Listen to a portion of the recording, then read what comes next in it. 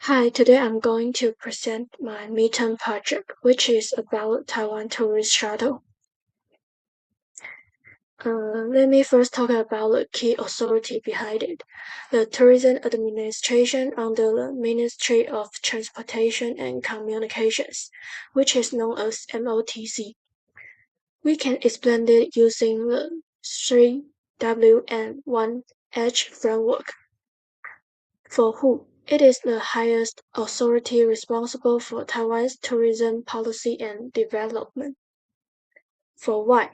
The why here represents the purpose of the tourism administration existence, and its goal is to enhance Taiwan's tourism economy and international competitiveness.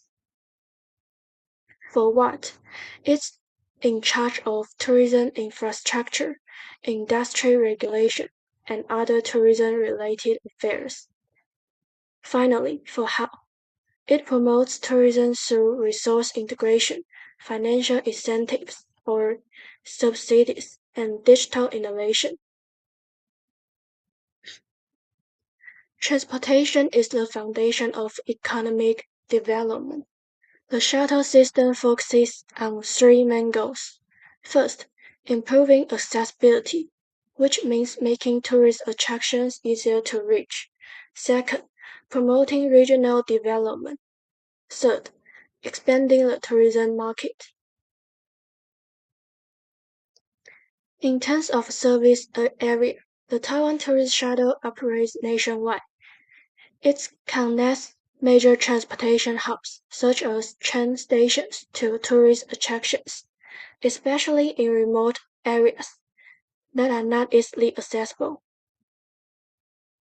For example, Salmon Lake and Qingjing Farm in Nantou are typical destinations served by this system. For those without cost or international travelers, taking Taiwan Shuttle is a great choice for them. LAN is the organization and collaborative structure. The system is based on cooperation among three main parts. First, the Tourism Administration sets national standards, plans rules, and provide the main budget. Second, local governments manage the daily operations within their regions. Third, private bus operators, such as Guoguang Motor Transport, provide vehicles and professional drivers. This public-private partnership helps improve operational efficiency. Why the Taiwan Tourist Shuttle is promoted? One major reason is the last mile issue, where tourists find it difficult to reach destination after arriving at a transportation hub. Another reason is the rise of fit travelers or independent travelers, who rely more on public transport. In addition, there is a growing emphasis on sustainability and green tourism, aiming to reduce the use of private vehicles. Finally, it also helps revitalize the tourism industry. Now, let's move on to key strategies and actions. First, planning tourist transportation routes. Currently, 91 routes are in operation across Taiwan and the outlying islands.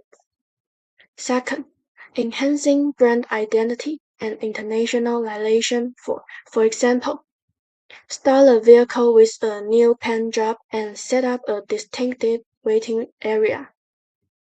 An official website in multiple languages, which include Chinese, English, Japanese, and Korean, and integrates Google Translate to offer other languages. Third, providing financial support for local governments.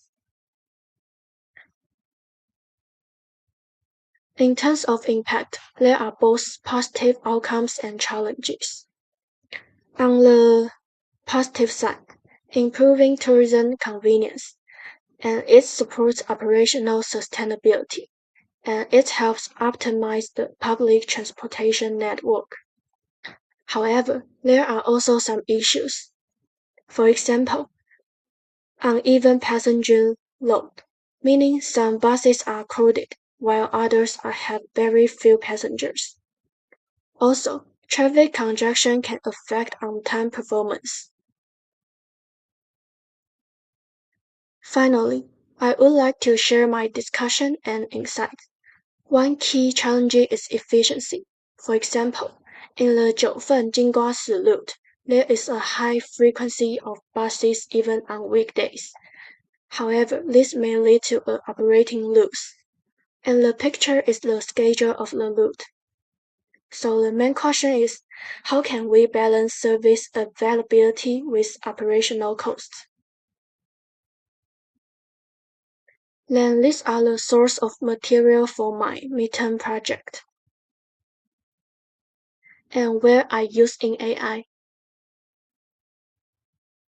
Finally, these are the vocabulary words I learned while working in my midterm project and my self-assessment. That's all for my presentation. Thanks for listening.